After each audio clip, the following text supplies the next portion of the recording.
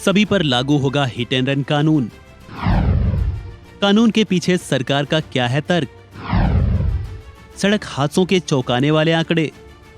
केंद्र सरकार के हिट एंड रन कानून को लेकर शुरू हुई ट्रक ड्राइवरों की हड़ताल भले ही थोड़ी शांत हो गई हो, लेकिन कानूनों में हुए बदलाव को लेकर चर्चा नहीं थम रही है। इस बीच कानूनों को लेकर चर्चा है कि आखिर सरकार ने ऐसा कड़ा कानून बनाने का क्यों कदम उठाया। हिट एंड रन कानून देश भर में सभी वाहन चालकों पर एक समान लागू होगा, फिर चाहे वो 2 पहिया हो या 4 पहिया या ट्रक ड्राइवर ही क्यों ना हो। दरअसल कानून को लेकर सरकार का तर्क है कि कई बार देखा जाता है कि रोड एक्सीडेंट के मामलों में घटना के बाद चालक मौके से फरार हो जाता है और पीड़ित का समय पर इलाज न हो पाने के चलते उसकी जान चली जाती है। लोग ओवर स्पीड और लापरवाही याद से ड्राइविंग करते पाए जाते हैं और जिससे कई बार हादसे होते हैं जो लोगों की मौत का अनावश्यक कारण बनते हैं।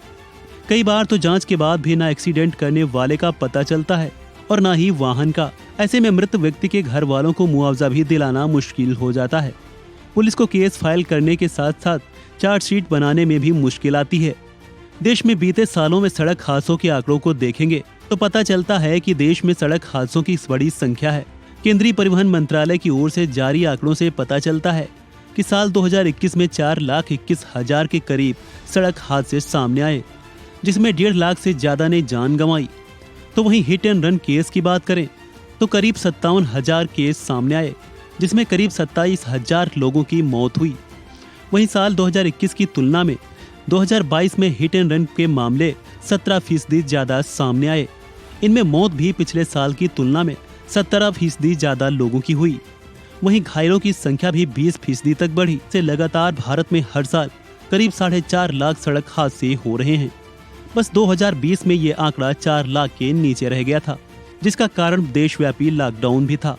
तब देश में 3,72,000 हादसे सामने आए थे, जिनमें 1,38,383 लोगों ने जान गंवाई थी। अब नए कानूनों के प्रावधानों के बाद चालक को ऐसा करना भारी पड़ेगा।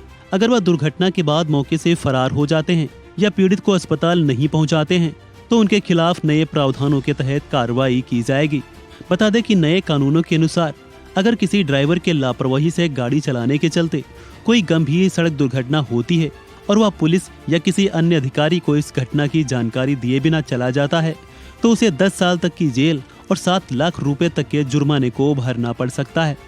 वहीं पहले के नियम की बात करें तो भारतीय न्याय दंड संहिता में पहले हिट एंड रन जैसी घटनाओं के लिए कोई सीधा कानून नहीं था। ऐसे मामलों में कार्रवाई के लिए आईपीसी की धारा 304A का प्रयोग किया जाता था, जिसके मुताबिक लापरवाही से किए गए किसी काम की वजह से अगर किसी व्यक्ति की मृत्यु होती है तो अधिकतम 2 साल की जेल या जुर्माना हो सकता है। राष्ट्रपति द्रौपदी मुर्मू ने हाल ही में संसद में पारित किए गए 3 नए आपराधिक न्याय विधेयकों को मंजूरी दे दी है। ये तीनों विधेयक अब कानून बन चुके हैं। जल्द ही ये नए कानून आईपीसी के पुराने कानूनों की जगह लेंगे। फिलहाल इस खबर में इतना ही। खबरों से जुड़े अन्य अपडेट्स के लिए बने रहें वन इंडिया हिंदी के साथ।